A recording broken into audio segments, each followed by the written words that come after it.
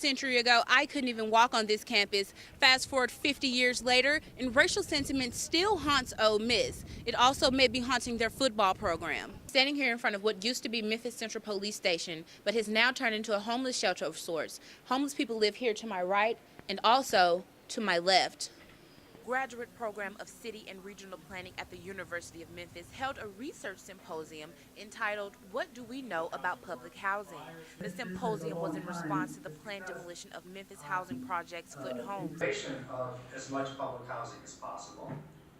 Even the replacement of all units that might be lost to demolition. In 2008, Memphis published a $1 billion plan to renovate an area south of Beale Street and FedEx Forum that involved tearing down the housing projects, where more than 400 poor families currently live. Dr. Ken Reardon, a professor at the University of Memphis, leads the initiative and applied to save Foot Homes. The university discussed via live chat what could be done in order to save Foot Homes with 3 professors from around the country, whose backgrounds focus on urban planning and rebuilding low-income housing. I'm standing across from Foot Homes where community members are fighting to maintain their residence. They've signed petitions, they've marched, and they've attended city council meetings. Community members in the Foot Homes area have been very vocal about their plans to remain where they are. Despite the protests, city council meetings, press conferences, and the move to have Foot Homes placed on the National Register of Historic Places, the city is still moving ahead with its plans to demolish the housing project. If the past is any indicator of the future, would mean that very, very few of the current Foot Homes residents would be able to come back, probably less than 15%.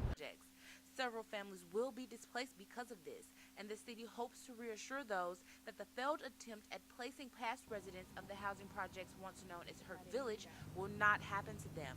The plan is to provide current Foot Homes residents with Section 8 vouchers that will enable them to find affordable housing. Kristen Rogers, Insight News. The rally to get people registered to vote has begun. With voter registration tables set up throughout the city, several organizations are seeing to it that those that are not registered will indeed have their voter ID card before Election Day on November the 6th. Though new or current voters should be aware of the requirements that are set into place for voting in the Tennessee region. Upon arrival at her voting location, newly married Joyce McChristian still had issues trying to vote, even though she had 2 forms of identification. My name changed, and I went to vote, and I had both of my IDs because I was recently married, and they would not allow me to vote. 4 different forms of identification are accepted at voting locations. They are a state-issued driver's license, a passport, military ID, and a gun permit with a photo ID on it. Any other forms of identification will not be accepted at voting stations. For college students, this means that showing up with your school-issued ID will not be enough. Voters who want to get a head start on voting are allowed to do so, usually 20 days before Election Day. During the early voting period here in Shelby County, there are over 15 different early voting locations. Voters can find this information and more on ShelbyVote.com website. Visitors of the site can also check out their voter status by clicking on the Am I Registered tab on the site's homepage. Users are taken through a 3-step process to find out whether or not they are listed as an active or inactive voter in their county. Hattie Lou Theater, the only black repertory theater in Memphis, may not have the largest stage or the most elaborate dressing rooms, but what the storefront theater lacks in size, it makes up for with talent, drive, and a purpose. Executive Artistic Director Ekundayo Bandile originally wanted it to be more of a cultural arts center, and when it first opened, it was exactly that. 3 years later, it became a theater where stage productions would be shown. Initially, we were looking at being that grassroots cultural arts center, and now Hattie Lou has become a place where the classics and new emerging African American works are being produced. Okay. Mr. Bandele spoke on everything from his personal aspirations, a new theater, and what he hopes African Americans will soon accomplish within this city.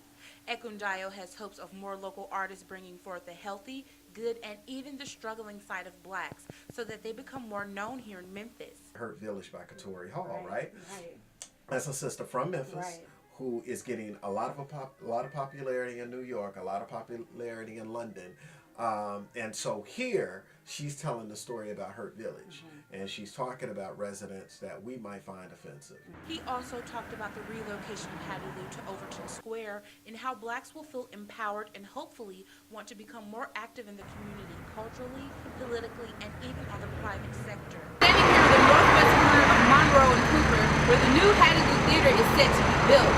The building is being designed by Archimania and will be approximately 12,000 square feet. Hattie Lou plans to break ground in 2014. Vandelay encourages his more affluent friends to come to Memphis and to plant an idea in what he calls fertile ground. He views Memphis as a city with endless opportunities for growth. He also encourages people to be where they are in life and to be okay with it. People who are actually in the plays that the production that he put on. And they're great events, and it's a lot of people that comes out. It's a packed house each event. When asked about the type of legacy he'd like to leave behind, he had this to say. Legacy should be is celebrate you and allow others to celebrate you. Kristen Rogers, Insight News. Graduate Program of City and Regional Planning at the University of Memphis held a research symposium entitled, What Do We Know About Public Housing? The symposium was in response to the planned demolition of Memphis housing project's Foot Homes. Of as much public housing as possible. Even the replacement of all units that might be lost to demolition. In 2008, Memphis published a $1 billion plan to renovate an area south of Beale Street and FedEx Forum that involved tearing down the housing projects, where more than 400 poor families currently live. Dr. Ken Reardon, a professor at the University of Memphis, leads the initiative and applied to save Foot Homes.